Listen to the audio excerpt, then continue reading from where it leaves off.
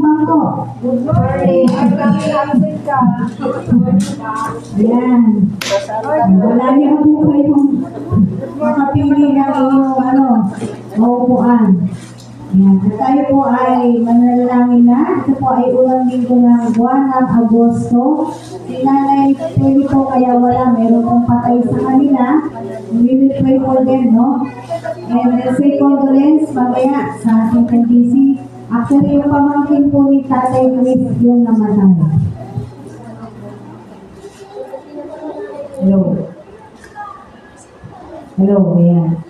So, panalangin po natin sila. And last Sunday, napag-pray na natin si Bebe. So, for the week, yung pa lang naman yung birthday, celebrate po natin. Sige po, tayo po ay manalangin na. Lord, maraming salamat sa umaga na to.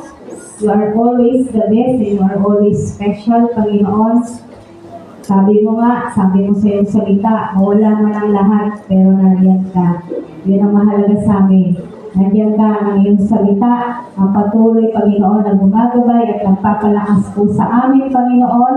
Patuloy, Panginoon, na wini-welcome namin ang presensya ng banal na spirito sa aming pong kalagitnaan. Sabi mo rin sa salita mo, kung may 2 o 3 na nagkatipon sa iyong pangalan, ay naroon ka. Kaya salamat, God.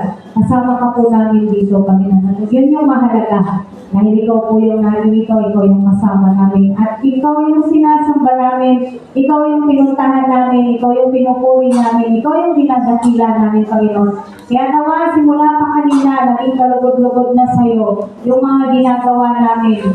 Alam mo, ang puso, alam mo yung kaisipan namin sa mga oras na to, ang dalangin namin, Panginoon, ay talagang nakatutugod kami doon sa mga naisin mo. Nakatutugod kami, umaakyat kami doon sa standard mo, Panginoon, bilang ikaw ang aming hari, Diyos sa tagapagligtas. Dinadalain ko po sa iyo si Nanay Peli, lalo na po si Tatay Chris, dahil yung pamangkin niya yung nawala. We pray, Lord God, for your comfort sa buhay po ng pamilya po nila, Panginoon, at patuloy, Panginoon, na nawa, O Diyos, magamit din yung mga ganitong pagkakataon para makakilala din ang mga mahal sa buhay, ang mga kapamilya, Panginoon. Sa bawat isa sa amin na narito, Panginoon, patuloy ka nga pong mangusap sa pagpapatuloy po ng aming pag-aaral patungkol sa iyong grasya. Mangusap ka, O Diyos, at patuloy, O Diyos, na ikaw po, Panginoon, ang maluwalhati namin, maparangalan namin. In Jesus' name, Amen! Amen!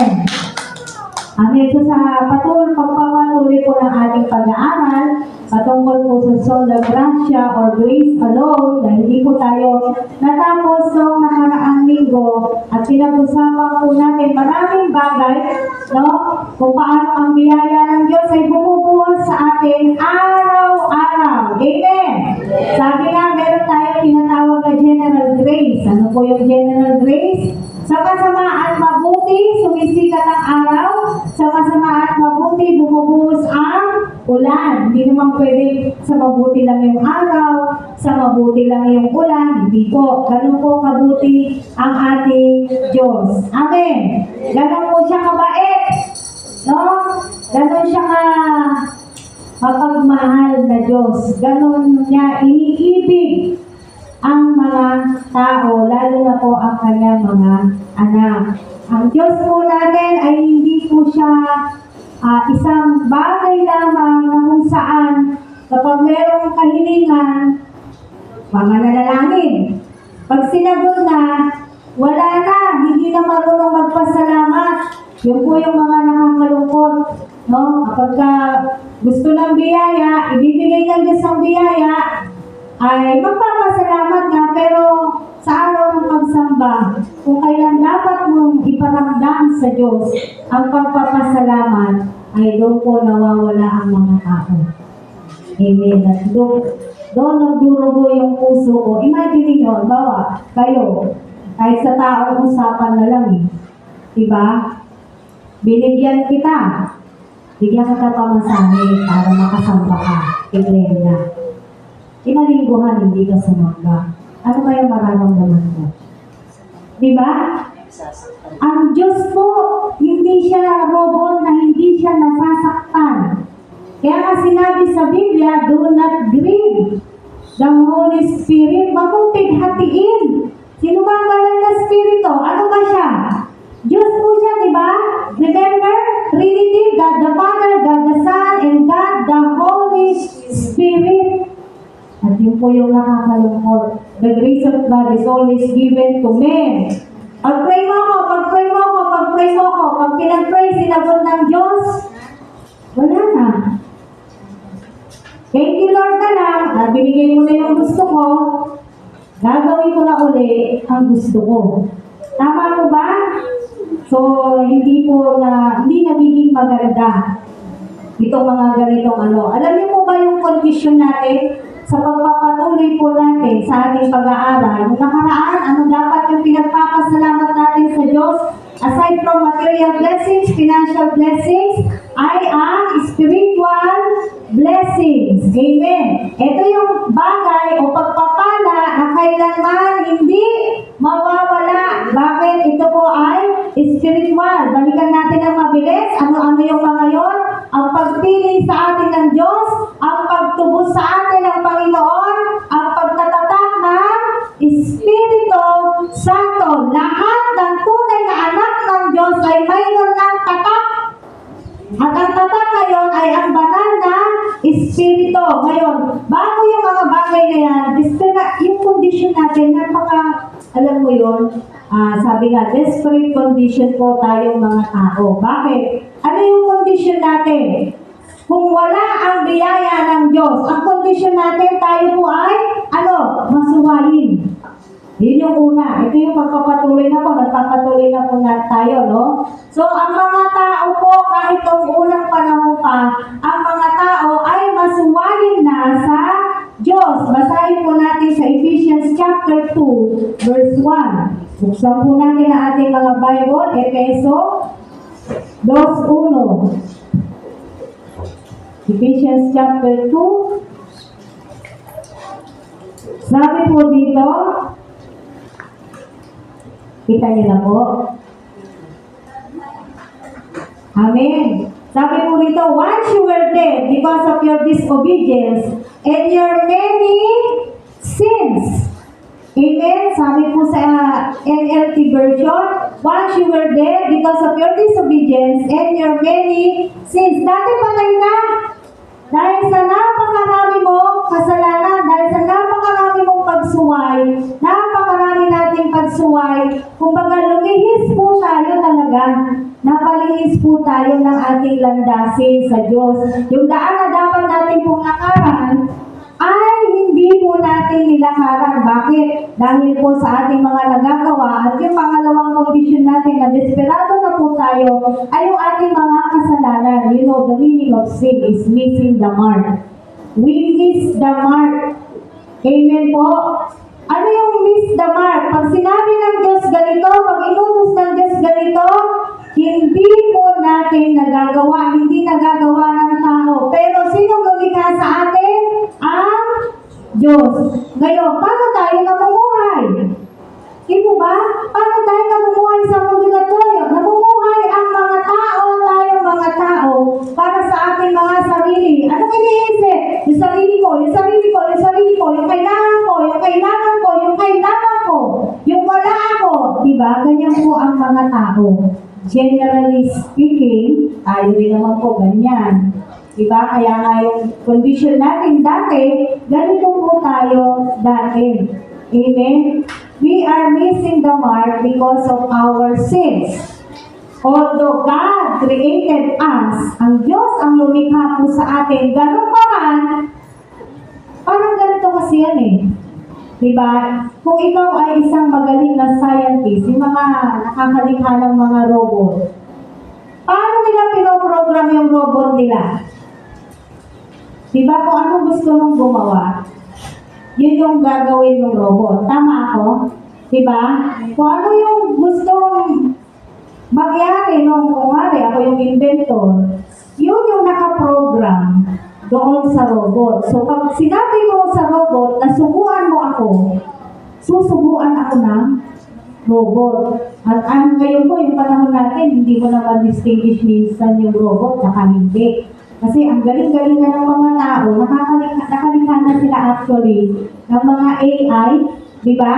Kamukha na natin, kamukha na natin yung mga AI. Kaya na nilang gawin yan. So, ano gusto ko sabihin dito? Yung manilikha natin, sinabi niya ganito, pero anong ginagawa ng tao? Sinusuway. Gaano kabait ang mga tao? Di ba? Pero kapag kailangan ng ganito, saan mo malapit? Sa Diyos. Pagka talagang nandun na sa bingit ng alanganin, sinong tinatawag? Ang Diyos. Sasagitin ng Diyos. Ililigtas ng Diyos. Hindi naman nagsasawa ang Diyos eh. Pagkatapos uli nun, iiwan na uli ang Diyos. Nakakalungkot. Tama po? Nakakalungkot. Ganon namumuhay ang mga tao. Lagi na lang yung sarili yung iniisip. No? Ano pa po yung condition natin? Pagsunod sa takbo ng mundo na to, anong ibig sabihin po niya? Pagsunod sa takbo ng mundo na to, ang ibig sabihin po niya, lahat ng mga masuwayin at mga salanan ay patay. Patay sila spiritually. Spiritually dead. Again, lahat ng masuwayin at makasalanang tao ay patay na sa harapan ng Diyos. Hindi ba si Adan si Eva? Anong sabi sa kanila? Pag kinain niyo to, mamamatay kayo. Namatay ba sila physical? Hindi. Anong kamatayan yung sinasabi ng Diyos sa kanila? Kamatayan spiritual. Amen. Kaya hindi sinungaling ang Diyos. Ngayon, sa mga masuwayin, sa mga makasalanan, ang pagtingin ng Diyos sa mga ganong tao ay patay. Patay na tayo noong paman. No, sa paningin ng Diyos. Bakit? Tayo po'y masuwayin, tayo po ay makasalanan. Amen? Hindi nangangahulugan na wala na tayong hininga. Sabi sa Ephesians 2:2. Mamalang po tayo. Magkakasunod lang po yan. Ephesians chapter 2, verse 2, you used to live in sin, just like the rest of the world, obeying the devil, the commander of the powers in the unseen world. Ang sinusunod ng mga taong masuwaling matigas ang ulo, mga makasalanan, ay ang diablo. Kaya ang tawag sa mga ganitong tao na spiritually dead ay dead man walking.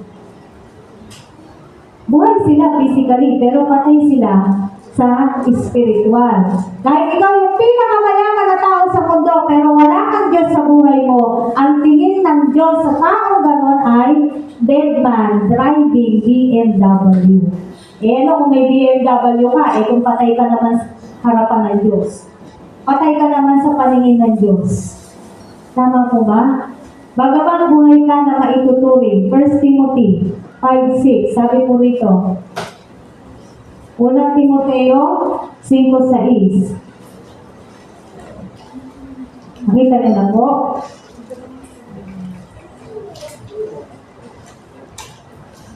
First Timothy chapter 5, verse 6, sabi po dito, but the widow who lives only for pleasure is spiritually dead, even while she lives. Pakibasa nga po sa Tagalog. Sino po ang may Tagalog? Pakibasa po ng malakas. 1 Timoteo 5:6. Joy, pakibasa ng malakas. 1 Timothy 5:6. Ngunit ang babaeng balo na lang buhay sa kalayaw ay turing ng patay. Amen. Nakita po natin to. Hoy, pastora, babaeng balo yung sinasabi dyan. Hindi ako babaeng balo. Maaaring sabihin ng iba. Amen. Pero ito po ay isa lamang sa mga binanggit. Pero ano sinasabi dito? No? Yun lang ba talagang widow na yun na namumuhay sa kanyang laman? Hindi. Isa lang siya sa nabanggit. Pero lahat ng mga katulad ng ganitong uri ng tao, they are spiritually dead. Maliwanag po na sinasabi ng Biblia. Amen. No, sapagkat lumalakad sa kalikuan. So, ang turing ng Diyos sa mga ganitong uri ng tao ay patay. Patay na. Kapatid, iyakin mo na buhay ka. At buhay tayo sa harapan at paningin ng Diyos. Huwag mo sabihin, born again na ako, okay na ako. Sumasamba ako, okay na ako. Umaattend na ako, okay na ako. Tignan natin mabuti kung talagang tayo po ay buhay sa paningin ng ating Diyos. Maaaring buhay tayo physically. Kung di naman po tayo sumusunod sa Diyos, patuloy tayo namumuhay sa ating nais, inuuna natin ang ating mga sarili. Again, we are spiritually dead. Akala ba ng mga tao, mabobola niya ang... Siguro tayo, mga tao, pwedeng mabola. Di ba, no? Yung daan-daanin na sa pasweet-sweet, palambing-lambing. Pero ang Diyos, hindi natin magdadaan sa ganun. Because God sees the heart, God knows the mind, God knows everything. And we do not have an excuse. Wala po tayong excuse sa Diyos para sabihin mo na okay ka na, no? Sigurado ka na. Kaya nga tiyakin natin na tayo po, bilang mananampalataya po tayo, na hindi po tayo mga patay. Dapat tayo po ay buhay sa paningin ng ating Diyos. Ito po yung kalalagayan natin. Pinaghaharian ni Satanas. Yan. Kung babalikan po natin yung Efeso 2:2, Ephesians 2:2, balikan lang po natin. Ito po yung next condition natin, desperate condition ng mga tao. Pinaghaharian ni Satanas. Sabi po rito, you used to live in sin, just like the rest of the world, obeying the devil, the commander of the powers in the unseen world. Ayan. Sa lahat ng mga sumusuway, pinaghaharian sila ng Satanas o ni Satanas. Yung mga taong ayaw pasakop sa Diyos, ito po yung katotohanan. Yung mga taong ayaw pasakop sa Diyos, sila po ay pinaghaharian ni Satanas. Masakit, di po ba? At sasabihin siguro ng iba, sino ka para sabihin mo na yung mga ganitong tao ay pinaghaharian? Eh di, sabi ng Biblia, kung kukwestiyonin ang pagkatao natin, hindi naman ako yung nagsabi, kung hindi ang Biblia. Maliwanag naman na sinasabi dyan, no? Ang sinusunod mo, nung ikaw ay makasalanan, ay yung demonyo. Sino yung demonyo? Commander of the powers in the unseen. Unseen, di natin nakikita. Hindi natin nakikita yung mga demonyo. Tama po ba? Pero napaka-makapangyarihan nila para makapenetrate, makakilos po sila sa buhay ng mga tao. Kaya yung mga taong ayaw pasakop sa Diyos, sila po ay pinaghaharian ni Satanas. Amen. Those who are in the flesh, yung mga namumuhay pa rin, ayaw sa kanilang laman, ayaw magsabit sa Diyos. Ito po yung mga taong pinaghaharian ni Satanas. Amen. Ayaw pasakop sa paghahari ng Diyos. Yung mga taong ayaw sumunod sa Kanya, ito po yung mga taong pinaghaharian, hindi ng Diyos, kung hindi ni Satanas. Maliwanag po yan na sinasabi. Bakit? Literally, hindi mo sinasabing sumusunod ka sa Satanas, pero yung pamumuhay mo, kung hindi mo sinusunod ang Diyos, ang tao, kung hindi naman niya sinusunod ang Diyos, sino sinusunod niya? Dalawa lang naman yan eh. Hindi ka sumusunod sa Diyos, eh dito ka sa kanila sumusunod. Tama po ba? Kaya kahit tayo, masasabi natin, sinusunod ko si. Ikaw magsasabi kung sino. Bakit? Kasi alam mo. At huwag tayo masyadong alam mo yun, yung akala mo, tingin mo sa sarili mo, ayos-ayos ka na dahil na born again ka na. Pero ang dami mo naman sinusuway na kautosan ng Diyos. Hindi naman ikaw nagpapasakot sa Diyos. Hindi nagpapasakot sa Diyos ang isang tao. Sabi niya, mananampalataya na siya. Ang mga tao gano'n ay pinaghaharian pa rin nino ni Satanas. Amen po. Kaya nga sabi ni Joshua, kahit pumunta kayo sa lumang tipan, no? Pumili kayo, buhay o kamatayan. Choose, life or death. Pero ako, sabi ni Joshua, But as for me and my house, we will serve the Lord. Joshua 24, verse 15. Ikaw at ang sambahayan mo, anong pinaninindigan ninyo? Di mo ba? Kung hindi natin nasusunod ang Diyos o mas marami sa kautusan ng Diyos ang hindi natin nasusunod, ang nakakalungkot na katotohanan, tayo po ay pinaghaharian pa rin, o yung mga taong ganon, ay pinaghaharian pa rin ni Satanas. Nauna pa rin yung gusto niya, nauna pa rin yung hilig ng laman niya, no? Inuuna pa rin yung sarili niya. Di ba sabi nga, ang isang mananampalataya na, ang buhay natin na to, hindi na po ito sa atin. Although we are living in this world, but our lives is from God. Kaya nga nasulat yung sa Rome. Mula sa Kanya, sa pamamagitan niya, para sa Kanya. From the beginning to the end, yan po ang design ng Diyos sa mga tao. Amen. Kaya talagang, alam mo, yung biyaya ng Diyos, hindi naman po madamot ng Diyos eh. Kaya nga, when we ask for prayer, mag-pray niyo po ako, mag-pray niyo po ako, mag-pray niyo po ako. Pinag-pray naman natin, sinasagot ng Panginoon, pero pagkasagot ng Panginoon, wala naman. Hindi ka ba magdadamdam? Diba? Hindi po ba, kung tayo, nalulungkot tayo, ano pa kaya ang Diyos? Sinagot ko yung prayer mo, Jenny. Bakit ngayon hindi mo kumasamba? Diba? Hindi ka marunong magpasalamat. Bakit hindi, baka sabihin niyo, so hindi man nahanap ng Diyos yung pagpapasalamat natin. Sino may sabi? Tingnan niyo yung 10 ketongin na pinagaling niya. Diba? Alam niyo yung kwento na yon? Isa lang ang bumalik at nagsabi ng pasasalamat. Sabi ni Jesus Christ, nasan yung iba? Bakit hindi marunong magpasalamat? Sa biyaya ng Diyos bumalik, sa biyaya ng Diyos tinugon ang panalangin. Nasaan ang mga tao na daw? Amen. Pero kung sasabihin, hindi naman okay lang naman kay God yun. Okay naman si God. Ayan, yan yung mga ano eh. Yan yung mga katwiran. Kapag gusto kasi niya, kasunod yung sarili niya pa rin. Ang katwiran pa rin niya, okay naman si God. May intindihan naman ako ni God. No? Hindi nakikita yung laki ng biyaya ng Diyos sa buhay ng tao. Hindi nararanasan, di ko alam paano sabihin eh. Bakit? Kasi kahit pananampalataya na sinasabi nila, no? Parang hindi nakikita yung ginagawa ng Diyos araw-araw.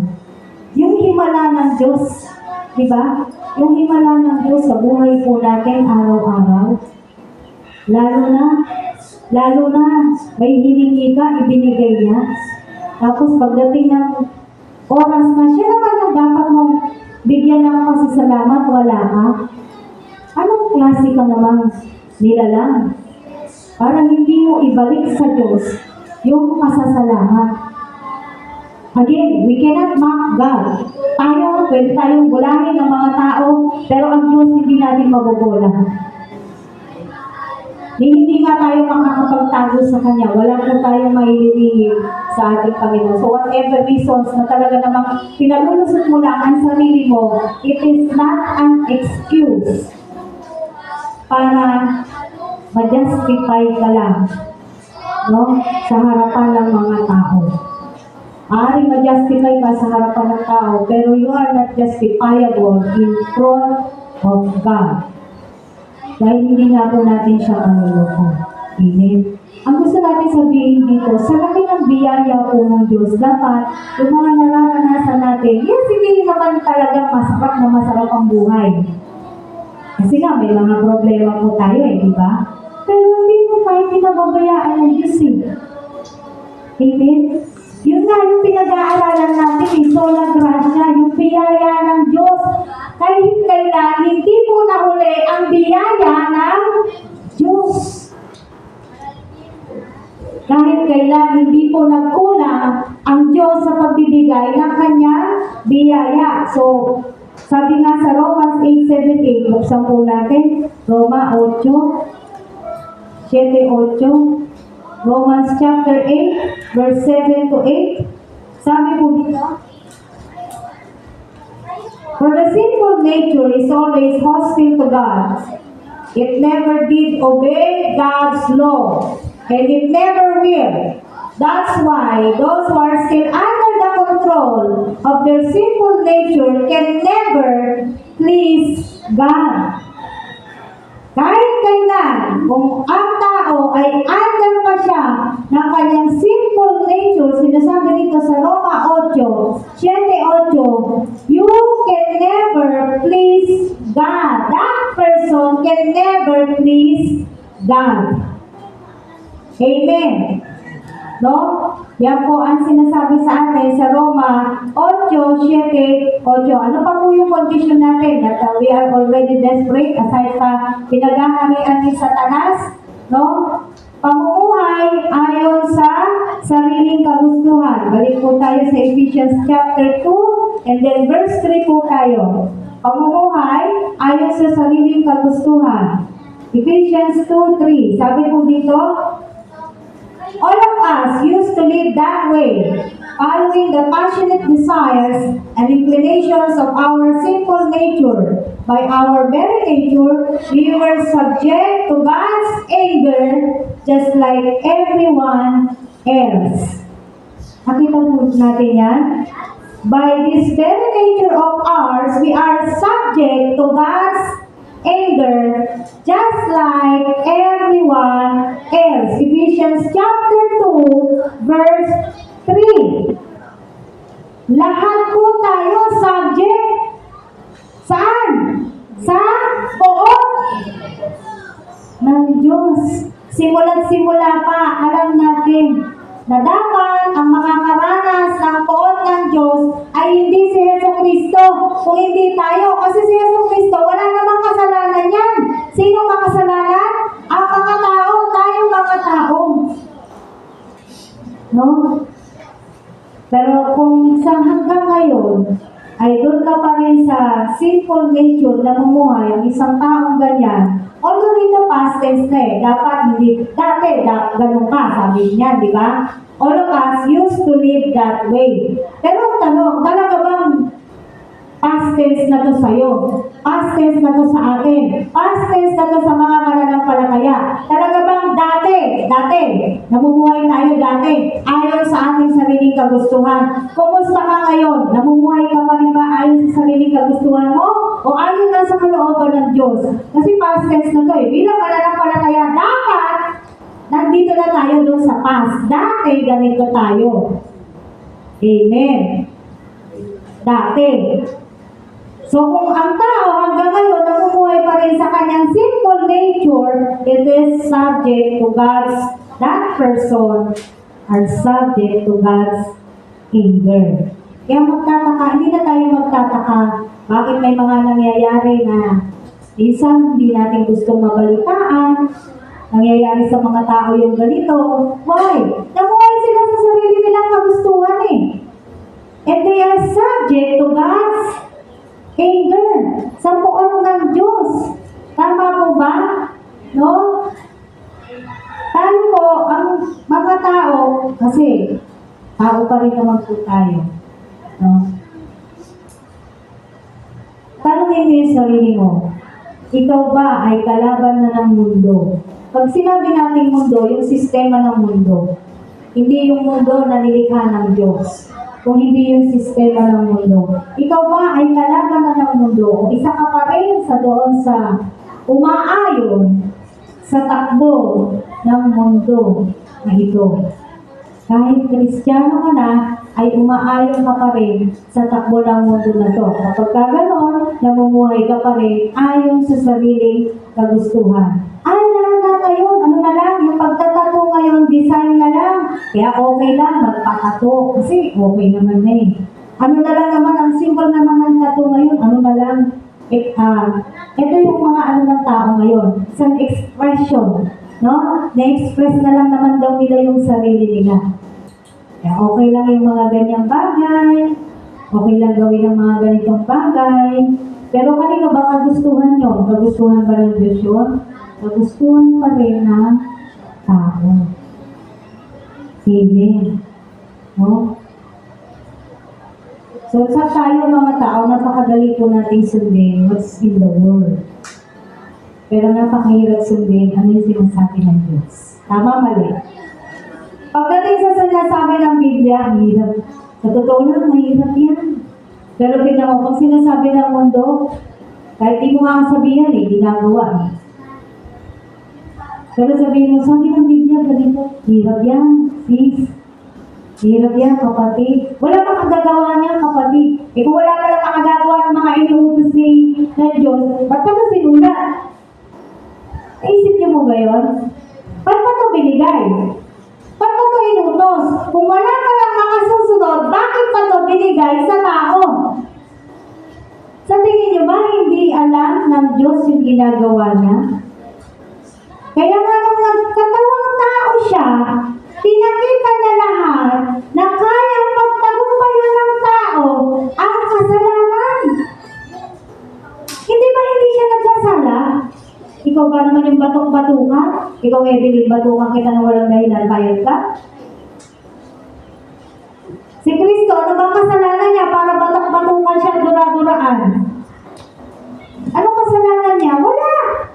Pero may sumagot-sagot ba siya nung ginagawa sa kanya yun? Hinahampas-hampas ng walis tambo? Tapos papatungan ng ng koronang tinik bilang pang-iinsulto?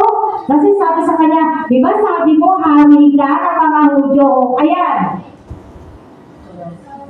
Di ba? Yung mga bagay na yun, hindi nakikita. Yun yung mga bagay na hindi nakikita o ayaw tignan ng mga tao. Bakit? Kasi alam nila, there is something na matatouch sa kanila. Ayaw nilang magbago. Ayaw nilang mabago. Bakit? Masarap kayang sumunod kung ano yung gusto ko. Bakit? Anong prinsipyo ng mundo na to? Life is short, gawin mo kung ano makapagpapasaya sa'yo. Diba? Maikli lang ang buhay, kaya gawin mo na kung ano magpapakasaya sa'yo. Tama naman po yan, life is short. Totoo naman yan eh. Pero anong sabi?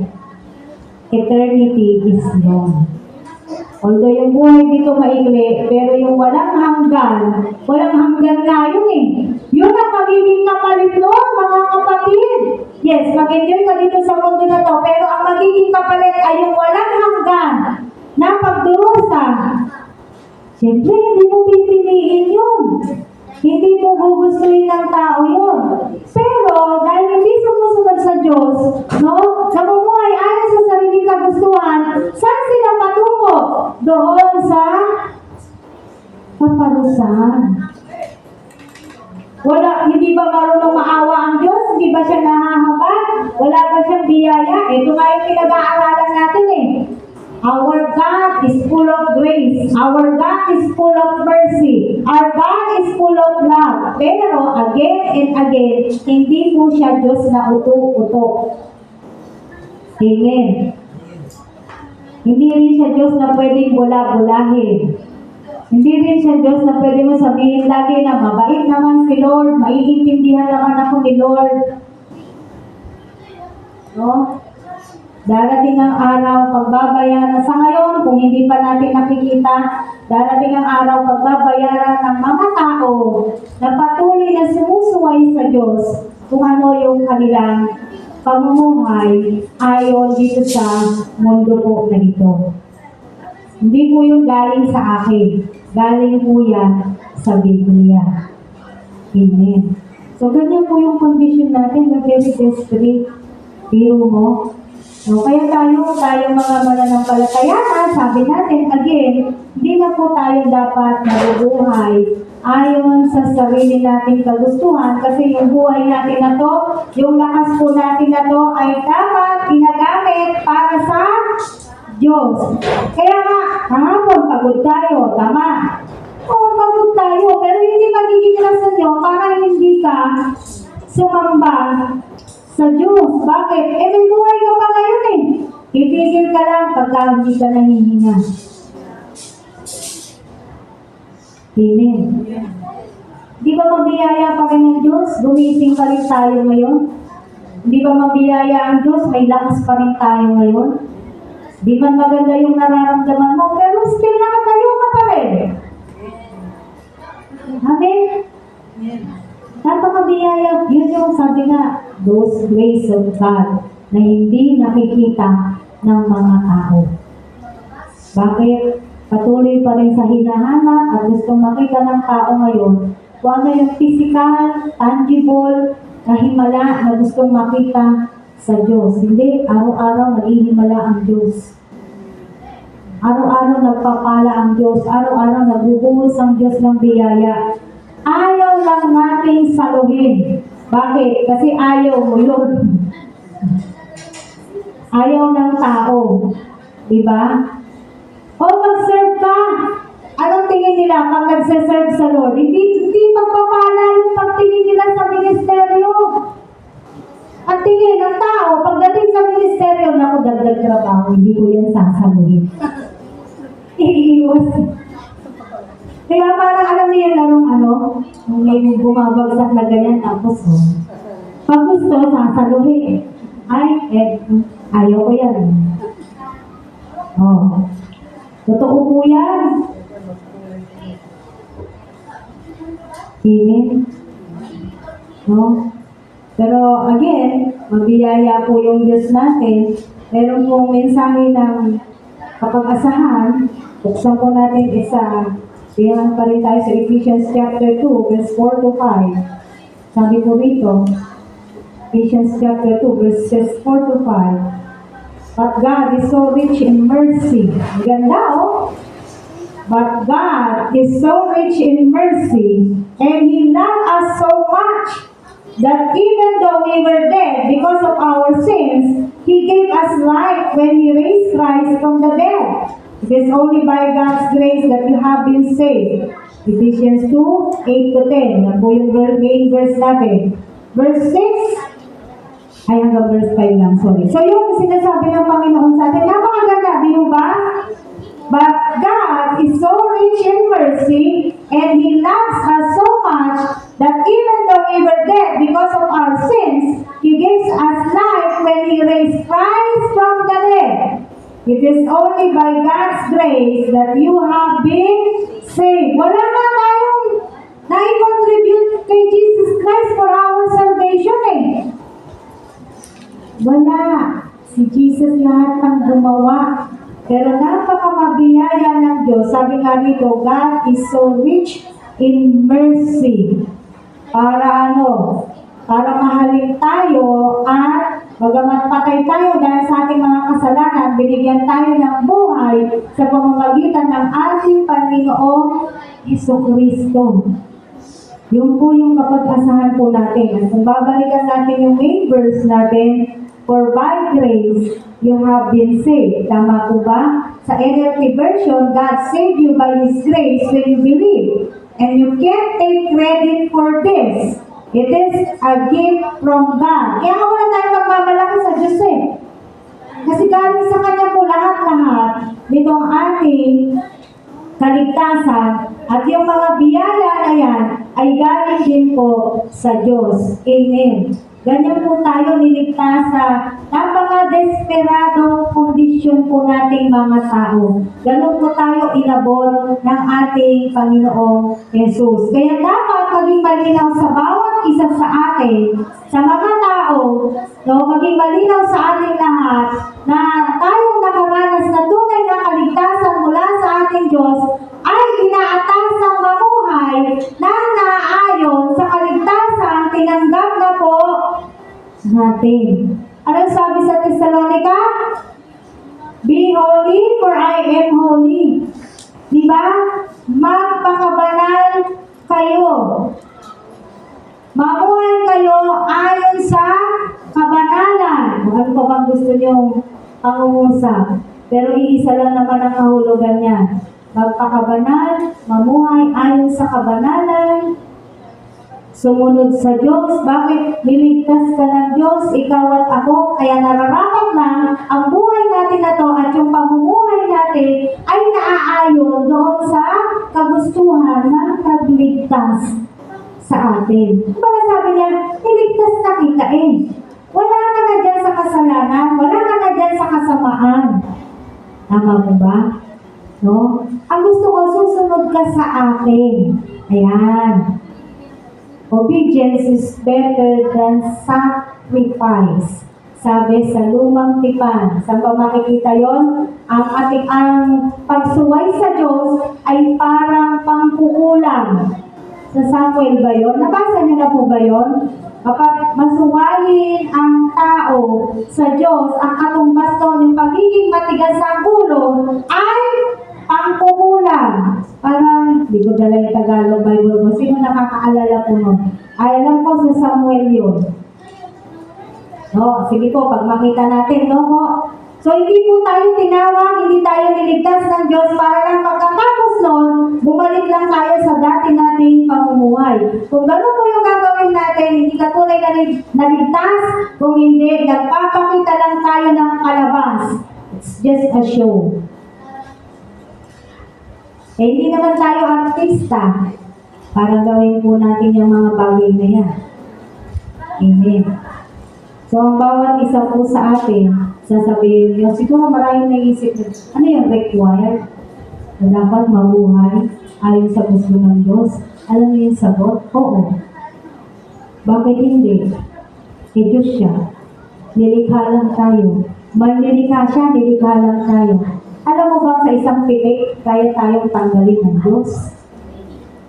Kung anong kaya, kung anong gusto ng Diyos, kaya niya gawin sa totoo lang. Tingnan mo nga yung Russia, walang kaabog-abog, nagkaroon ng lindol ng 8.7, tama po ba ako? 8.7, nakita niyo ba yung balita? Kung paano yumanig yung lugar na yun, at merong island, ano ba nangyari doon kayo, yung island, na lumabas na wasa. Ay, ikaw nagpakita sa akin. Diba? Tapos napansin nyo, sunod-sunod na. Bakit? Kasi ganun po talaga, pag malakas ang lindol, sunod-sunod na. Magkakaroon ng tsunami, pumutok yung vulkan nila. Diba? Anong verse? Well, Samuel 15:23. Pwede pong pakibasa. Iba naman sa Tagalog. 1 Samuel 15:23. Sino may Tagalog? Kuya Darren, buksan mo yung Biblia mo. Magbasa ka. Yan. 1 Samuel 15:23. Makibasa po ng malakas sa Tagalog. Sige, hintayin ko si Darren. Gusto ko si Darren.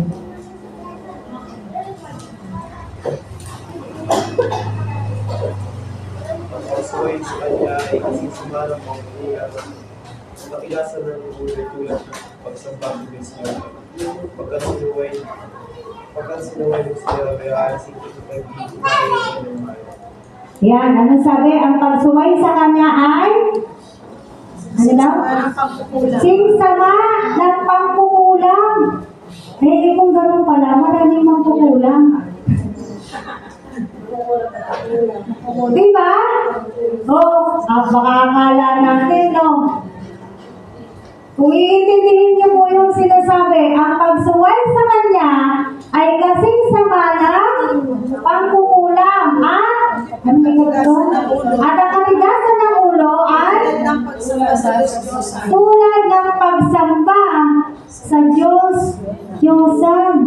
O baka sasabihin niyo, hindi ako sumasamba sa Diyos-Diyosan. Pero matigas ang ulo mo. Ngayon, anong ibig sabihin nun? Sumasamba ka o hindi sa Diyos-Diyosan? Sumasamba ka. Bakit? Matigas ang ulo mo eh. Tama mali? Tama. At ngayon natin nalaman, marami na palang mangkukulang. Diba? Marami na palang pangkukulang. Bakit? Marami sumusuway sa Diyos eh. Kasi sama. Tingnan niyo kung gaano kasama yung pangkukulang. Bakit? Kasi doon siya pinumpara.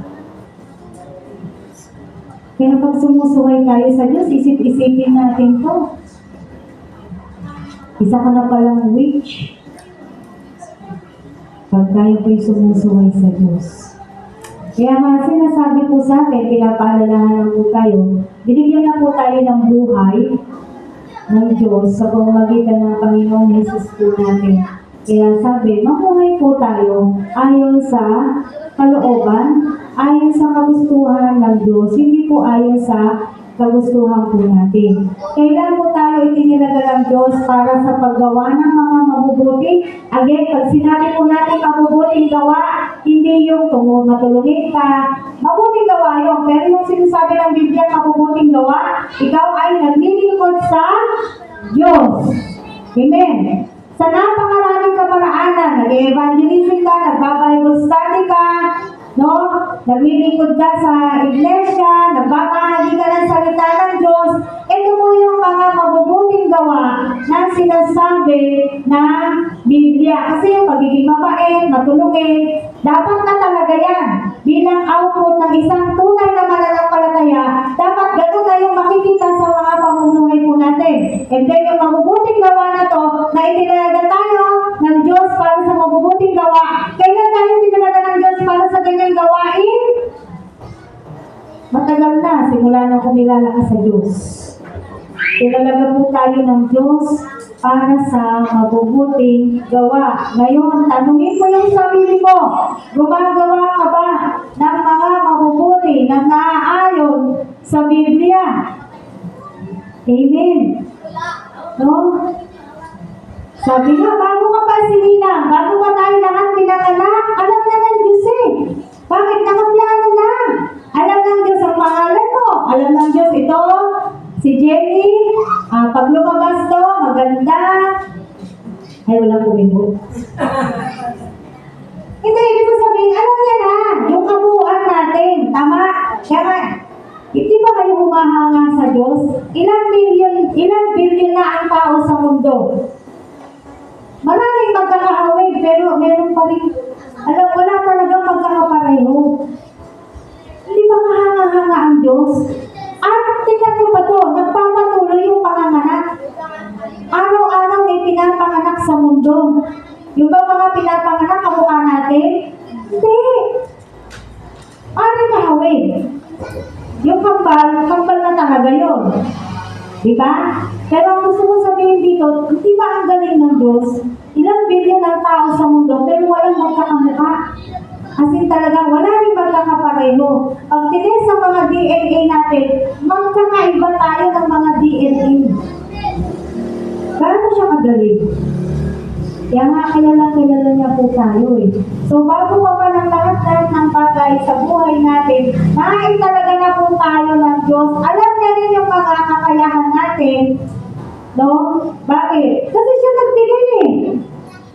Siya nagbigay ng mga kakayahan po natin. O mamaya sa ating Disciples Fellowship, bagamat po iilan lamang yung mga siguradong makakapunta mamaya, ay pagpapatuloy po natin ang ating gawain. Hindi naman po magiging dahilan yung pagkawala ng iba para hindi po natin ituloy ang ating gawain. So magpapatuloy po, meron po tayong tinatawag na spiritual survey. Ito po ay makakatulong sa lahat ng mga nagte-training para kayo na mismo ang mga discovery ano ang kakayahan na ibinigay sa inyo ng Diyos para magamit niyo na.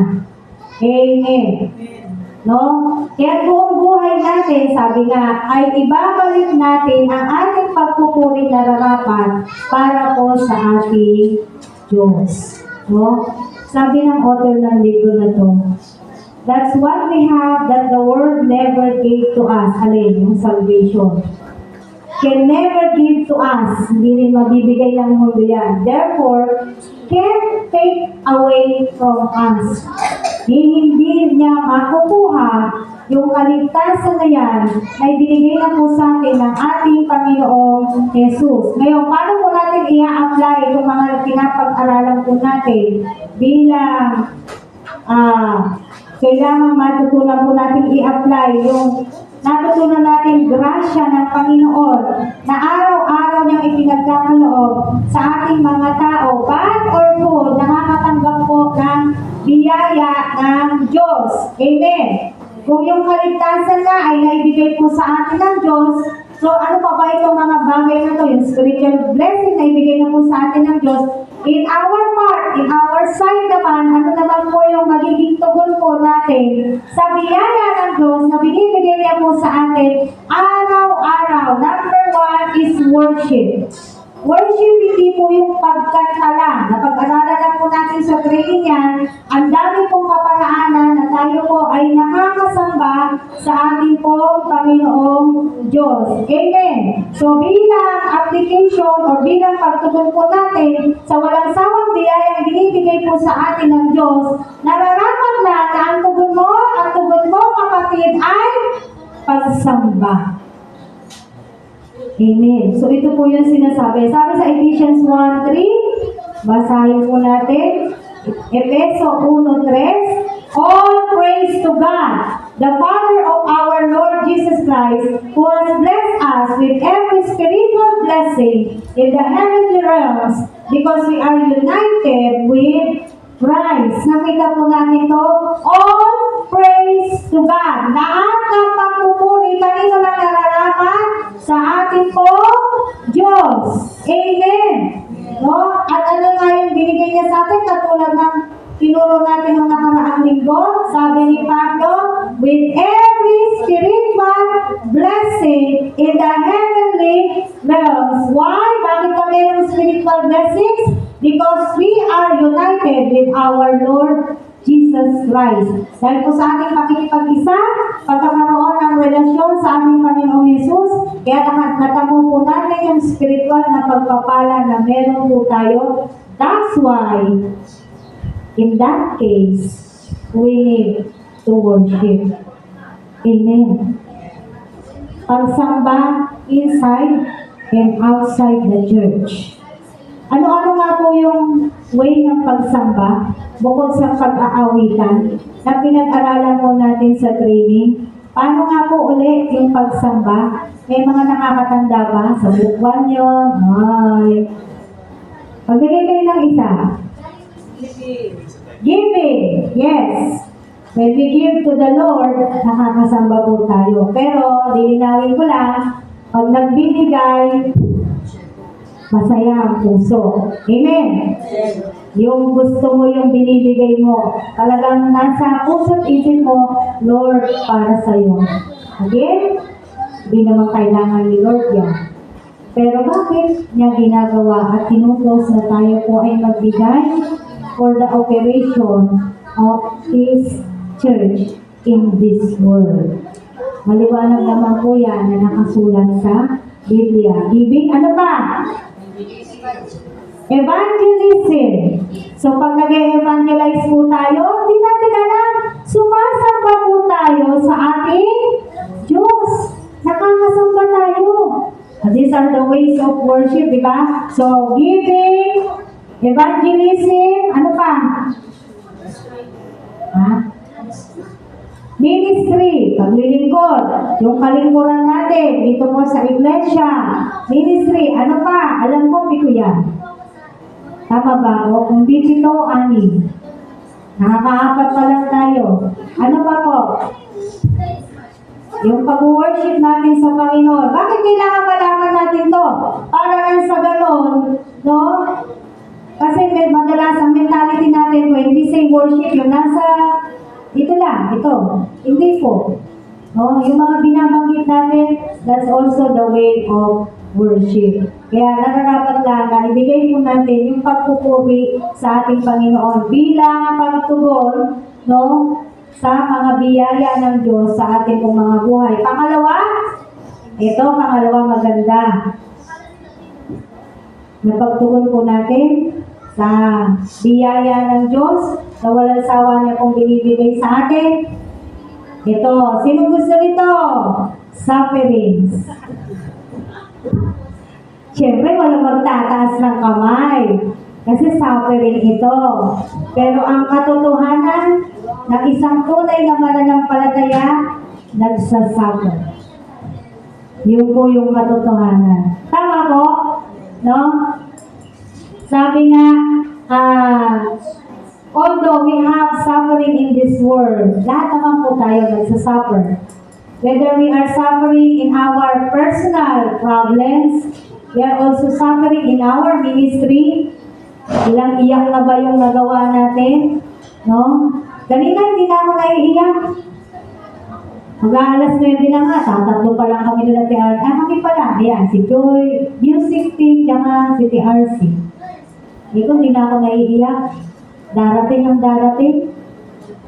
Dahil anyway, sa Lord naman ko eh. Ang una talaga po, talagang na masyado akong nasasaktan kasi nasa ng tao. Pero naituro naman na po lahat sa tao eh. Nasa tao na lang talaga yung mga desisyon. Sabi nga, although sinasabi ng Biblia, sa Jude, sa Judas, snatch them out of fire. We'll continue snatching those people out of fire. Kaya lang, baka nasasarapan sila dun sa fire, nananatili sila doon. Kahit gusto natin sila, inaagaw natin sila, nasasarapan yata sa fire, wala na po. Hanggang doon na lang tayo, ang Diyos po ang bahala. Amen? No? Ito yung isa sa mga sufferings po natin. Bakit? Para kasi it's a failure. Tama? Minsan parang iisipin mo sa mundo ng mga tao, pag ganito, parang failure to eh. Diba? Nasa ng tao. No, bakit hindi dumadami ang SCM? Malamang kayo din. Pwede nyo rin tinatanong yan sa sarili nyo. Pero pwede nyo rin po sagutin sa sarili ninyo. Bakit hindi dumadami ang SCM? Kasi ganito. Kaisa ba talaga lahat ng SCM ang tao? Whenever we do these things, whenever we have these things, whenever we have this ministry, whenever we have this activity, kaisa po ba talaga lahat? Di ba hindi? Whenever we call prayer, whenever we call evangelism, sino lang ka dumadating? Wala naman kung talagang dumadating kung hindi. Ito po yung nakakalungkot na katotohanan. Kami-kami pa lang din. Hindi ko tinataas yung sarili namin. Pero whenever we are calling a service, yun lang po Friday eh. Yung Friday, dito yung prayer po natin. Wala, sabi ko, nung nandun kami nung nakaraang Friday sa Grand Riverside, doon natin ginawa yung panalangin.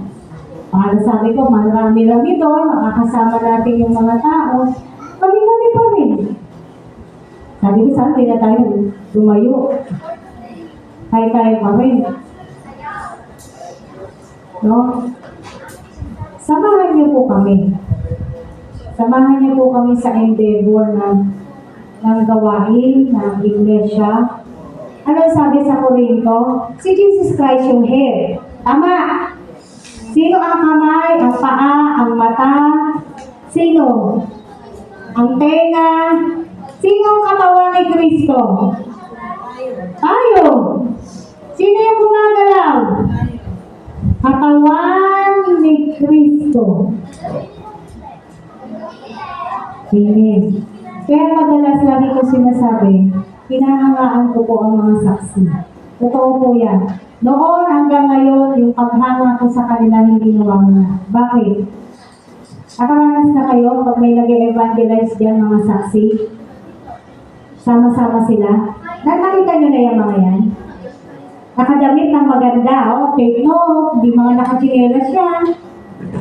Maayos yung ano nila. Maayos yung suot. Iba-ibang edad. May bata. May senior. Pero hindi masyadong bata. May kabataan.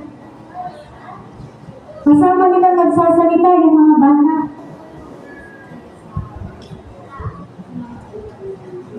Pero dito po sa atin, sabihin mo, di ko hindi ako marunong. Kaya nga tinitrain. Nag-gets niyo po yung point, bakit may training? Para hindi lagi yung... Kasi hindi lang naman kami ang pinagkalooban ng gift. Tayo po ay binigyan ng kakayahan ng Panginoon. Ayun, kaya nga may training para darating ang panahon, kayo naman. Ito yung purpose ng pag-train. Yun nga lang, nakakalungkot, may mga ilan tayong tinitrain, ganun din, kung kailan din nila gusto, doon sila pupunta.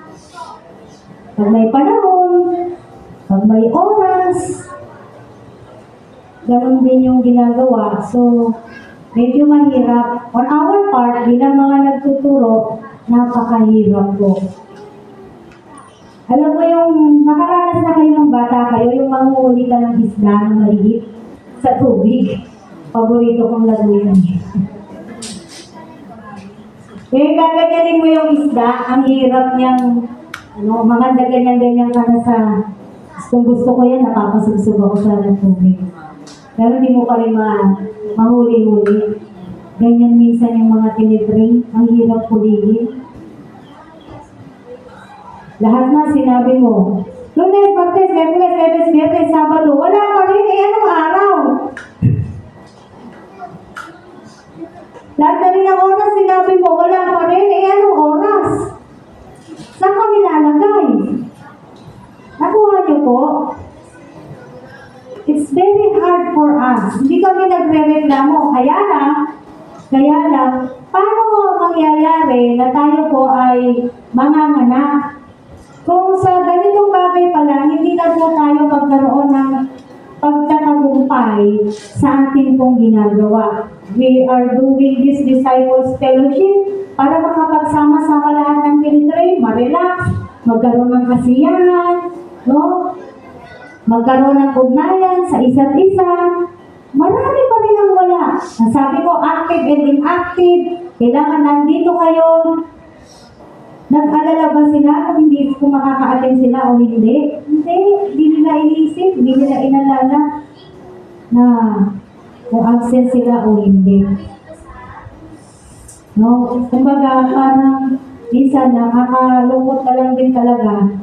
Wala po tayong pagpapahalaga sa mga, buti pa yung ibang church, kita mo naman kahapon, yung mga nandito kahapon. Di ba? Kahit pa paano, galing sila sa malalayo, pero nagpunta sila dito. No? Kasi may pagpapahalaga dun sa usapan. Usapan natin, magkakaroon tayo ng ganito, so pinahalagahan nila yung usapan. I always honor what we are, kung ano yung pinagkakasunduan po natin dito. Ino-honor natin yan. Bakit? Ang gusto ng Panginoon, meron tayong integrity. Ano yung integrity? Isang salita. Kasi kapag kapaiba-iba, maniniwala ba kayo sa amin? Di ba hindi na kayo magtitiwala sa amin? Bukod sa hindi na kayo maniniwala, hindi na rin po kayo magtitiwala sa amin. Kapag wala po kami mga integrity. No? So yun, suffering, pagbahagi. Although bahagi po yun ang buhay po natin, pero gano'n pa man, naniniwala po tayo, kahit po tayo nakakaranas ng mga ganito, dahil tayo po ay pinili ng Diyos, tayo po ay ililigtas ng Diyos, pagtatagumpayin ng Diyos, kumbaga, nararanasan natin to pero nandun pa rin yung kamay ng Diyos para abutin po tayo sa mga nararanasan po natin suffering. Sabi sa Romans 8:28-30, konti na lamang po. Roma 8:28 hanggang 30. Sabi po dito, Romans chapter 8 verses 28-30. And we know that God causes everything to work together for the good of those who love God and are called according to His purpose for them. For God knew His people in advance, and He chose them to become like His Son. Nakita niyo to? Ang ganda, oh. For God knew His people in advance, and He chose them. Pinili niya tayo para maging katulad ng Kanyang anak, so that His Son would be the firstborn among many brothers and sisters. And having chosen them, He called them to come to Him. And having called them, He gave them right standing with Himself. And having given them right standing, He gave them His glory. Amen. So tayo po, mga nagsasuffer sa piling ng ating Panginoon sa mga gawain, no? Dadalhin po tayo sa tamang panahon ng Diyos. Dadalhin po tayo ng Diyos sa kanyang kalwalhatian. Doon sa buhay na walang hanggan. So, pangalawa po yun na magiging pagtugon po natin sa biyaya ng Diyos. Ano yung una? Worship. Pangalawa, suffering. Ito po yung pangatlo, mission. Ayan. Meron po tayong mission. At iisa po ang mission natin lahat. Matthew chapter 28 verse 19. Basahin po natin para mas madali po natin matandaan, ma-memorize. This is our verse also sa ating pong discipleship. Matthew 28 verse 19. Ano sabi ni Jesus Christ? Therefore, go and make disciples of all the nations, baptizing them in the name of the Father, and the Son, and the Holy Spirit. And, sabi nga dyan, teach these new disciples to obey all the commands I have given you. And be sure of this, I am with you always, even to the end of the age. Ano mission natin? Make disciples. Amen. Sino lang ang mission nito? Tayo po lahat. No? Tayo po lahat ay mayroong mission po nito. So, hindi tayo tinawag ng Diyos. Hindi po tayo pinili ng Diyos para ano? Para mag-relax-relax lang. Nakakita po natin to. Hindi tayo tinawag, hindi tayo niligtas ng Diyos, hindi tayo pinili ng Diyos para mag-relax-relax lang. Tinawag, pinili tayo ng Diyos, hinirang tayo ng Diyos para sa mission po natin na ito. Ipangalat ang salita ng Diyos. Kung saan yung maaabot po natin. Paano po kakalat? Paano kakalat kung walang nagkakalat? Tama po ba? Paano mababahaginan ng iba kung walang nababahaginan? Although minsan, sasabihin natin, wala naman tayong nakukuha. Hindi ba sabi natin, at natutunan natin na meron na talagang pinili ang Diyos. Amen. Meron na siyang elected. So kung itong nabahaginan mo ay pinili ng Diyos, siya ay tutugon. Pag tayong mahayo, hindi natin alam nga sino ba yung pinili niya. Sino ba nakakaalam kung sino yung pinili ng Diyos? Wala, di ba? Kaya patuloy tayo nagbabahagi. Kanino? Sa lahat ng tao. Kahit po sa mga bata. Dahil naniniwala tayo, sabi nga, nasa sinapupunan pa lang tayo, pinili na tayo ng Diyos eh. Kaya kahit yung mga bata, binabahagi na natin ang salita ng Diyos, dahil alam natin, kikilos at kikilos ang Diyos sa buhay nila, once na sila po ay pinili ng Diyos. Kaya, yun na yung maging confident natin o maging confident na tayo sa bagay na yun, ma-inspire tayo mag-evangelize sa bagay na yun, na kahit sino man yung bahaginan natin, tumugon na sila o hindi, alam natin, ang tutugon, yun yung pinili ng Diyos. Amen. Ang tutugon, yun talaga yung binuksan ng Diyos ang kanyang puso at kaisipan. Ngayon, paano mangyayari yun kung wala nga salita? Sabi naman sa Rome, paano sila makakapakinig kung walang magbabalita? Di ba? Nasa Roma 10 po yan. Hindi po ako nagkakamali. Kaya kailangan may nagbabalita, may nagbabahagi. Gagawin po natin ang ating mission. At kanino uli mission po ito? Mission po natin lahat. Amen. Sabi sa akin kahapon ni Pastora Gemma, ang ganda ng lugar nyo. Sabi ko sa kanya. Madaming tao, sabi niya. Ang ganda ng lugar nyo. Kasi, di pa po kasi kayo nakarating sa lugar nila, sa Indang. Bundok po. Bagaman bundok, may church po sila doon. Kung sino pumunta, tinuturoan po nila. At alam niyo kung sino yung madalas pumupunta? Mga bata. Sila po yung tinuturuan ni Bishop, yung asawa po ni Pastor Diana. Kung tutusin mo, sasabihin mo, Nakapunta ka na doon. oo, Nay, sa kanila. No po. Matuon na sama ako. Kasi alam ko yun. Sure. Sige na pag napagkasunduan na sa susunod na fellowship natin ay doon. Pero yung po, maglalakad talaga tayo ng kasi yung sasakyan, meron lang siyang hangganan. Yung papasok po sa kanila, lalakarin talaga. Oh. Nagkaroon sa amin sa doon at may Poli Dismayo para ng farm niya. Nadun. Oo, marami pong farm doon. Kaya talagang masasabi mo, diba? May Poli Dismayo. Opo. Yung Kalachuchunin, Kalachuchunin. Yun. Opo. Ganun po yung lugar nila. Kung aanay mo, walang talagang ano. Marami doon puno. Maraming puno. Kaya pag may pumunta, kahit ilan pong bata yan, kahit mga bata lang yung dumadating, tinuturuan po nila. Malalaki po yung bahay doon. Malalayo po, magkakalayo. Ang bahay ko malalaki. Malalaki, parang kanya-kanya sila. Totoo po yan. Ganun po yung lugar nila. Kaya sabi niya sa akin kabol, ganda nga dito sa inyo. Kasi pag yung mga tao, oo nga, andyan lang sila. Pero ayaw naman nila. Pero ganun pa man, iikot tayo uli. Diba? Kaya yung mga taga dito, samahan niyo po kami.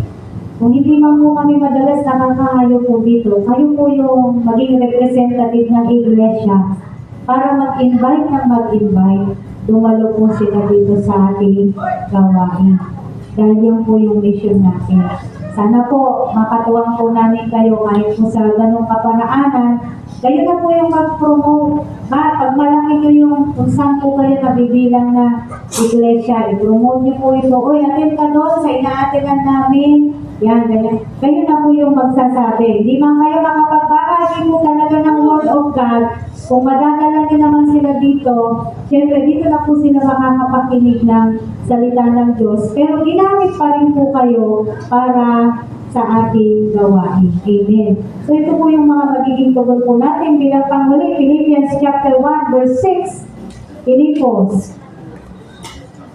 Maganda po doon. Sabi nga namin, pagbalik namin doon, may kasama ng tulog.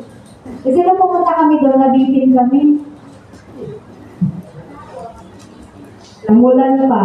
Philippians chapter 1 verse 6. Sabi po rito, and I am certain, sabi ni Paul, that God, who began the good works within you, will continue His work until it is finally finished on the day when Christ Jesus returns. Ang Diyos na nagpasimula sa atin para gawin ang mabubuting gawain na to, ang siya rin magbibigay sa atin ng ano daw? No? Ang siya rin magbibigay sa atin para makapagpatuloy hanggang wakas. Sabi, until it is finally finished on the day when Christ Jesus returns. Siya nagpasimula sa atin para gawin ang mga gawain na to. Siya rin ang magbibigay sa atin ng lakas, motivasyon, inspirasyon para magpatuloy hanggang matapos. Kailan matatapos? Pagdating ni Jesus Christ.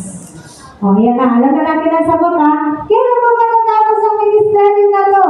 Pagdating ni Jesus Christ. Hindi po tayo katulad ng sa mundo na merong retirement age, may years of service. Sa atin po, hanggang pagdating ng Panginoong Yesus, kung kaya pa natin, sige lang, why not? Amen. So ito po yung application natin o dapat maging tugon po natin sa sola gratia or the grace of God na binibigay po sa atin ng Panginoon. Worship, sufferings, and mission. Tayo po ay manalangin. Hallelujah. Lord, maraming salamat po sa umaga na to. Thank you for your word. Thank you for your loving grace. Thank you for your everlasting grace. Thank you for your mercy, Lord God. Talagang napakabiyaya mo, O Diyos. Marami kang binibigay, marami kang pinapakita, marami kang pinaparanas sa amin, maraming pagpapala na hindi namin nakikita na ipinagkakaloob mo, pero minsan nagiging ungrateful kami, pero ngayon nakita po namin ito. Salamat po, O Diyos. Thank you for all the spiritual blessings na pinagkaloob mo po sa amin. Na itong pagpapala na ito kahit kailan hindi mawawala, O God. Hindi masisira. bibira. Kaya ang dalangin po namin, Panginoon, patuloy na mapag-ibig pa po namin, patuloy na magpursige pa kami, although kasama sa magiging pagtugon namin yung sufferings, Lord God, we accept it, Lord God, na yun talaga yung buhay po namin bilang tagasunod mo, O Diyos. Kasama yung paghihirap, kasama yung pagtitiis, kasama yung pangumroblema, Panginoon. Ang dalangin namin, bigyan mo kami ng lakas, bigyan mo kami ng tibay, bigyan mo kami ng katatagan. Huwag mo po kami kabayaan banal na spirito. Para hindi po kami mag-give up, Panginoon.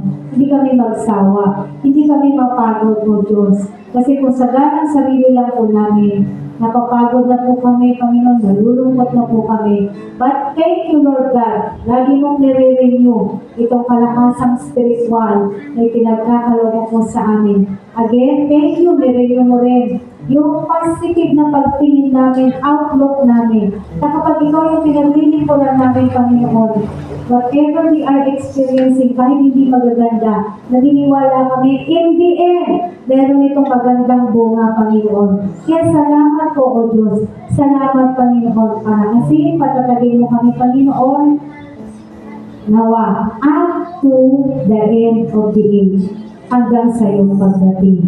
Sa amin pong pag-alala sa iyong kamatayan as we partake this communion element, Lord. Thank you, Lord God. Kasi sa totoo, we are not deserving, we are not worthy.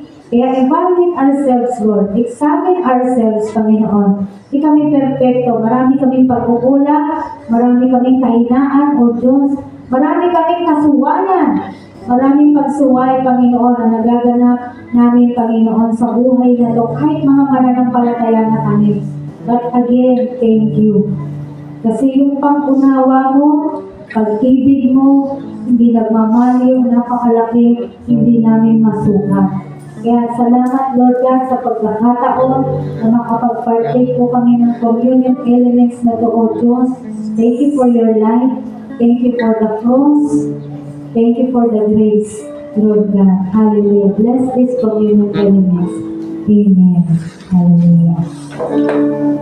Manatili po tayo sa presensya ng pananalangin habang hinihintay po natin ang ating mga communion elements. Hallelujah. May God bless. Iniwala sa'yo. Kalakasan ko'y nanggagaling sa'yo. Ako'y nakitiwala sa'yo. Salita mo at kahit sandigan ko. Nakitiwala sa'yo. Kalakasan ko'y nanggagaling sa'yo. Ako'y nagtitiwala sa'yo. Salita mo ang tanging sandigan ko. Taas po natin ang tinapay. Magpasalamat po tayo sa Diyos. Mga kapatid, mas alam natin sa ating mga sarili yung ginagawa ng Diyos sa buhay natin araw-araw. Sige po, bibigyan ko po kayo ng laya na kausapin ng Diyos bago po tayo tuloy ang manalangin. Sabihin natin sa Panginoon yung gratitude ng puso natin sa biyaya na walang sawa niyang binibigay. Kahit gaano po tayo kahina, nandiyan talaga siya at tumutubog. Hallelujah. Tayo po'y manalangin. Salamat, Panginoon. Talagang wala kaming ibang pagtitiwalaan kung hindi ang salita mo lang. Wala kaming ibang sasamita kung hindi ang salita mo lang. Wala rin kaming titignan kung hindi ikaw lang ang Diyos. Dahil sabi mo sa Hebreo Let's fix our eyes to Jesus, the author and the finisher of our faith. And may we see, Lord God, always your goodness. May we see always your grace. May we see your beauty, Lord God. Sa kabila ng mga nakikita namin, ikaw pa rin po yung makita namin. Isang napakagandang Diyos. Isang napakabuting Diyos. Isang napakabait ng Diyos. Isang napakagaling ng Diyos. Salamat God sa buhay. Salamat sa pagliligtas. Salamat sa paglilinis. Kainin po natin.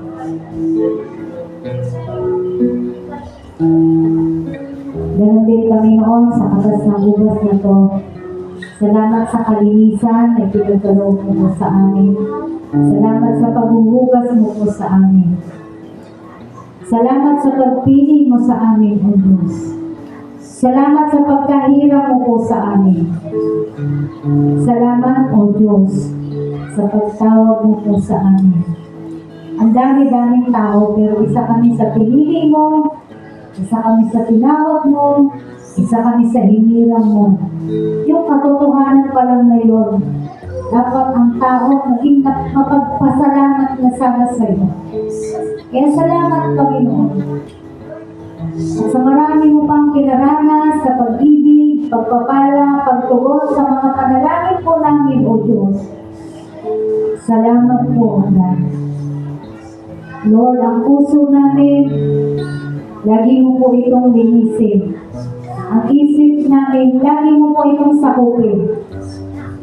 Dahil po, sabi mo, ikaw na mismo yung nagsabi sa salita mo. Very deceitful po ang puso. Kaya God, tulungan mo kami. Na itong paglilingkod namin sa iyo, ikaw talaga yung pinaglilingkuran namin. Na ano man ang ginagawa namin, Panginoon, talagang sa iyo namin ay iaalay. At hindi kanino man, hindi sa ano pa man. O Diyos, salamat po ng marami, Panginoon.